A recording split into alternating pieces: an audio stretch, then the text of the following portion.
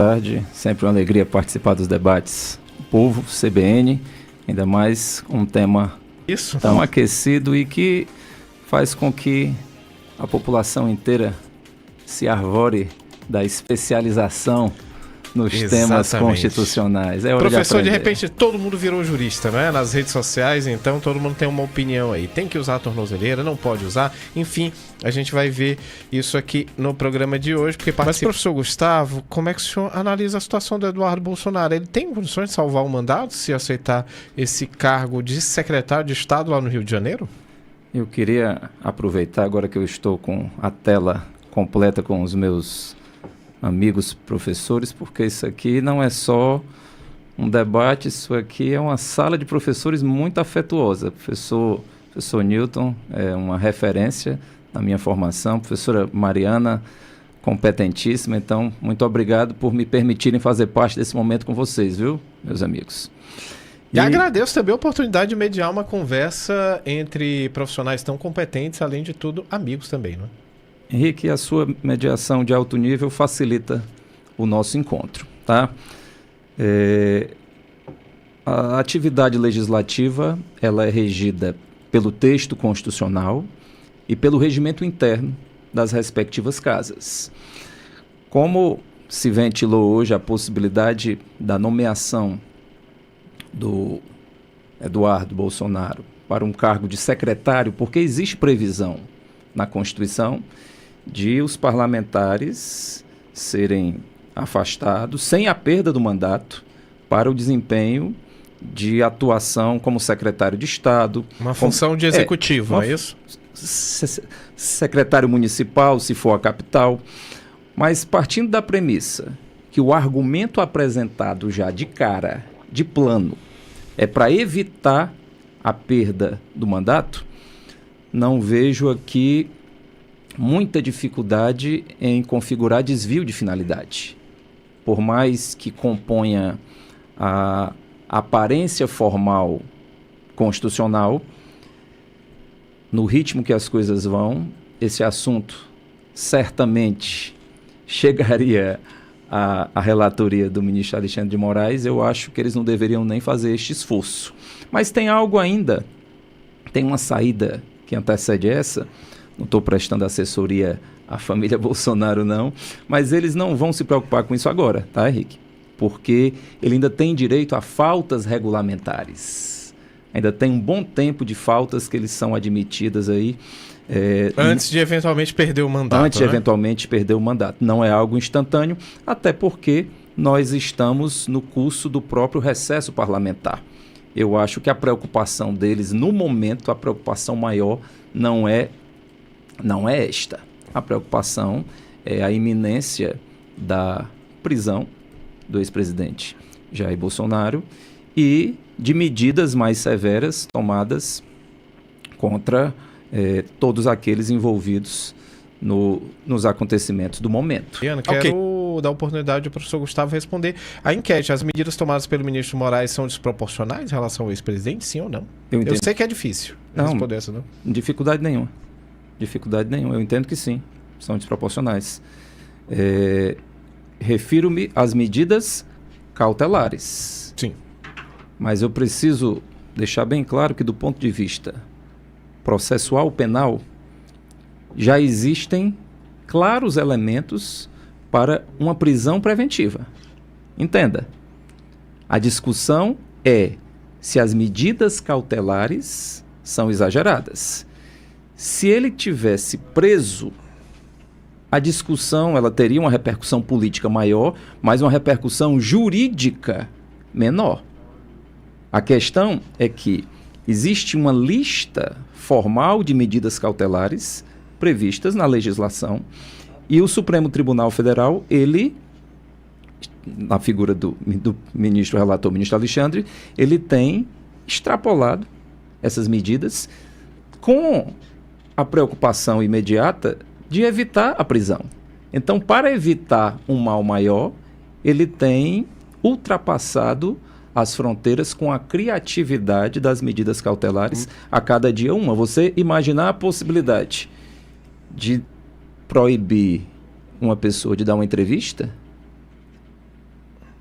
liberdade de expressão, liberdade de locomoção. E entenda, eu estou argumentando o excesso nas medidas cautelares, mas o mesmo corpo jurídico que enxerga excesso nas medidas cautelares não enxergaria tamanho excesso em uma prisão preventiva, porque os elementos da prisão preventiva já se impõem do ponto de vista formal, do ponto de vista da atuação da Polícia Federal, do Ministério Público Federal e do próprio Poder Judiciário. Traduzindo, o senhor acredita que o Bolsonaro já poderia estar preso nesse momento?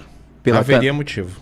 Haveria argumento penal, constitucional, a composição toda, os elementos probatórios se fazem presentes. Okay. Obviamente que não é uma discussão tão curta e tão simples. Mas as medidas cautelares estão excessivas? Estão. E por que não manda prender logo?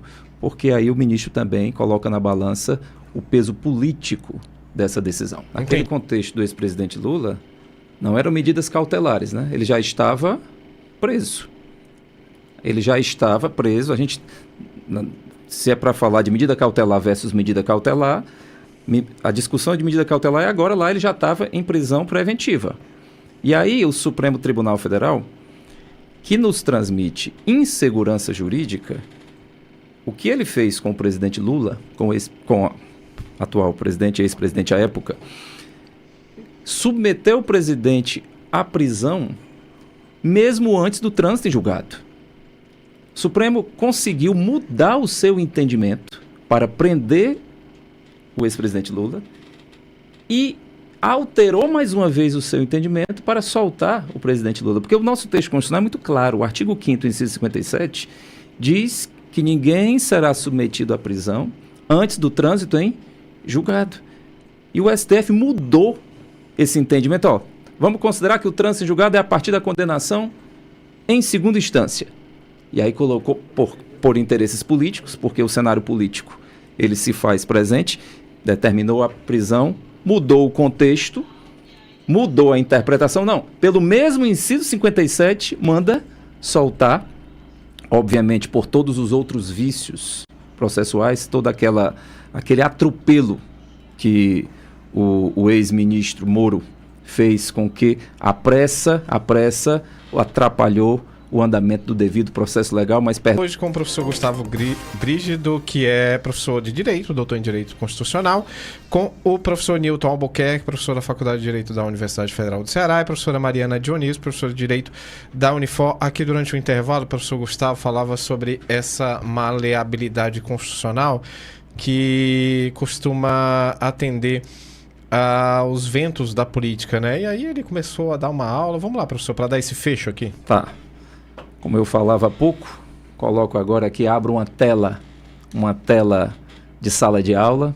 A nossa Constituição é uma Constituição com características muito importantes. Ela foi promulgada, é uma Constituição rígida, uma Constituição escrita e uma Constituição cercada de proteções. O ouvinte perguntou até quando a nossa Constituição aguenta tanto estica e puxa, se ela não pode sair danificada de tudo isso. As instituições são maiores que as pessoas e que os governos. O governo que está aí passa, o governo que está nos Estados Unidos também passa, mas a nossa Constituição, ela tende...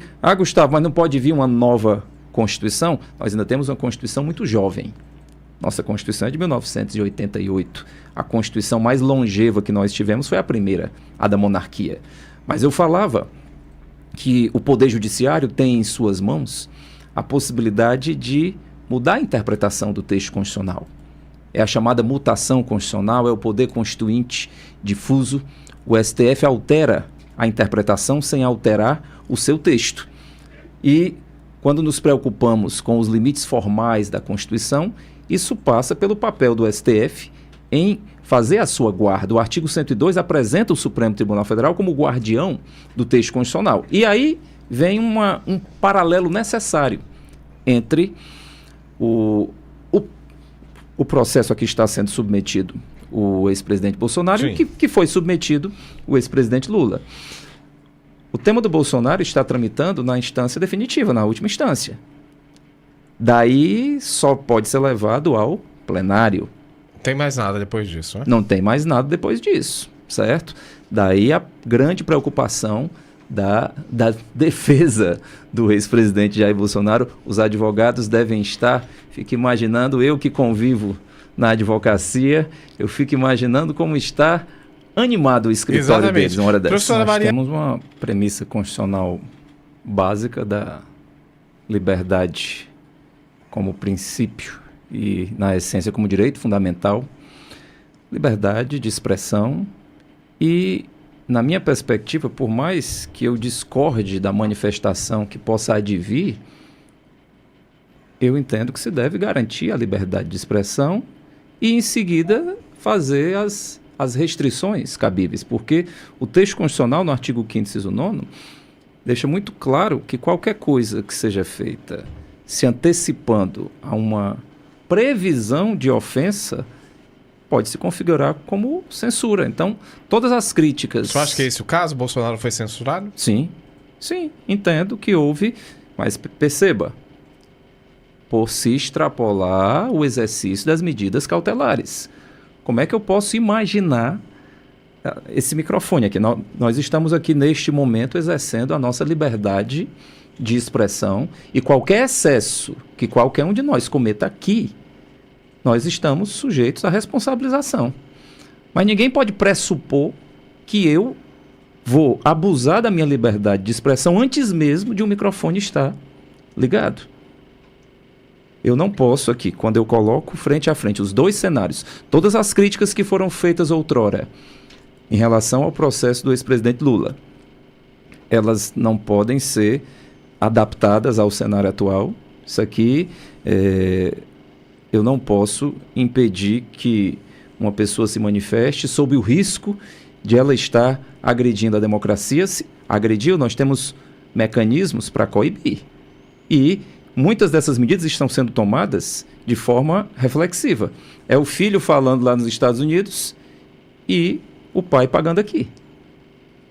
Enfim, eu queria partir de um princípio que rege o direito processual penal, o direito penal, que é e o direito constitucional que dialoga com tudo isso, que é o da individualização da pena.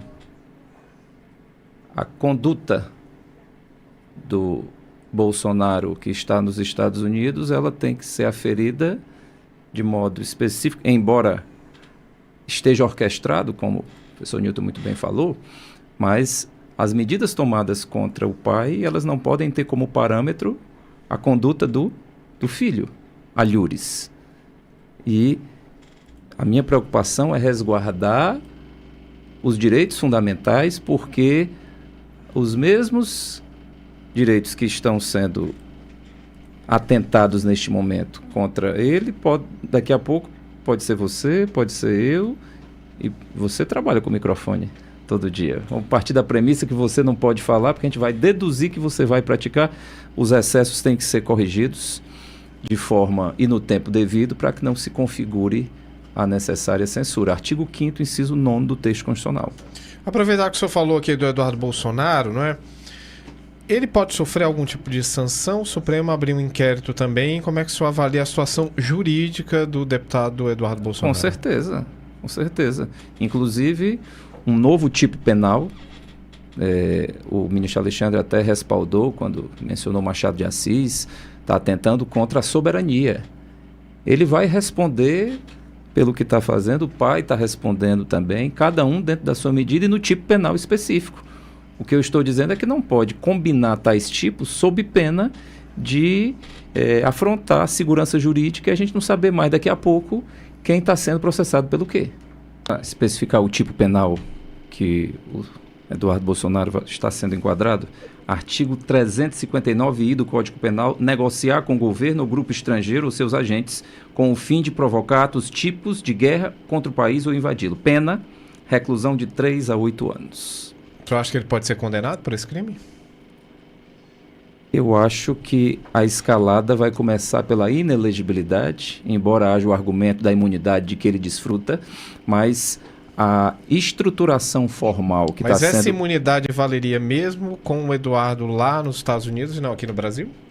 A imunidade, ela independe de onde ele esteja, desde que seja no exercício, enfim. Mas pelas palavras do ministro Alexandre, essa imunidade dele já foi para o espaço. Não tem, porque como o Supremo Tribunal Federal é o guardião da Constituição, ele interpreta, é o intérprete final da Constituição, é mais ou menos como lá em casa eu querer discutir alguma regra com a minha esposa. Não dá, a regra final é dela. Ela é o Alexandre de Moraes, lá na sua casa. É isso. Professor Nilton, como é que está a situação do Eduardo Bolsonaro? Deve ser condenado também por traição à pátria. Enfim, do ponto de vista político, ele ainda pode ser apontado como herdeiro do capital político do ex-presidente Jair Bolsonaro ou não? A situação dele do ponto de vista eleitoral também é muito difícil. O processo retroalimenta o outro, né? É impossível de dissociar. Eu acho que a situação dele jurídica é cada vez mais preocupante, na perspectiva dele, obviamente, né? Ele atola cada vez mais os pés nesse grande conspirata que foi engendrada e que deixa claramente manifesto. Aliás, eu queria até esclarecer que quando eu falei daquela poder de cautela, eu não deneguei a importância ou refutei a importância da individualização das penas, que é um dos princípios do Estado de Direito.